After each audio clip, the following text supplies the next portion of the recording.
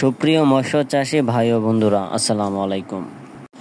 দেশ ও দেশের বাইরে থেকে যে যেখান থেকে আমার ভিডিওটি দেখেন তাদেরকে জানাই আন্তরিক শুভেচ্ছা অভিনন্দন। সো ভিউয়ার্স, আজকের ভিডিওটিতে আপনাদেরকে বলবো এই অরিজিনাল চকলেট কালার হাইব্রিড মাগুর মাছ চাষ সম্পর্কে এবং এই মাছগুলো কোন ধরনের পুকুরে চাষ করলে আপনারা অল্প সময়ের ভিতরে লাভবান হতে পারবেন ও এই মাছগুলো কতদিন চাষ করলে কয়টায় কেজি আসবে তা নিয়ে কিছু গুরুত্বপূর্ণ আলোচনা করব। অবশ্যই ভিডিওটি শেষ পর্যন্ত লক্ষ্য করে দেখবেন।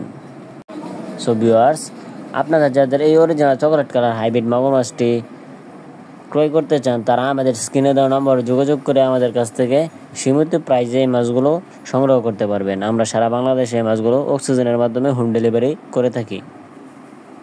সো ভিউয়ার্স, এই অরিজিনাল হাইব্রিড মাগুর মাছটি কিন্তু রাক্ষসীয় জাতীয় হাইব্রিড মাগুর মাছের পোনা। এই পোনাগুলোকে আপনারা যত বেশি খাদ্য খাওয়াবেন এরা তত বৃদ্ধি হবে।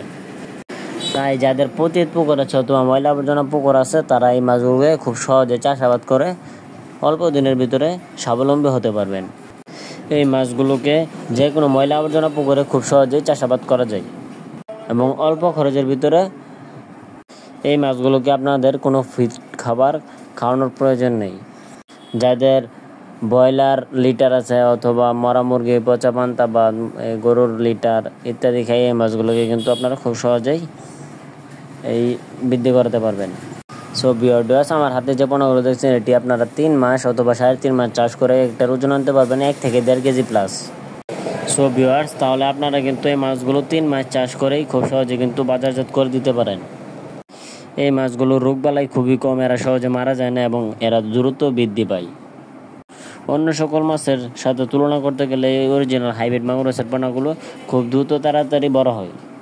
সো ভিউয়ার্স, ভিডিওটি ভালো লাগলে অবশ্যই আমাদের চ্যানেলটি সাবস্ক্রাইব করে দেবেন এরকম নিত্য নতুন ভিডিও পাওয়ার জন্য। সো আজকের ভিডিওটি এই পর্যন্তই। আল্লাহ হাফেজ।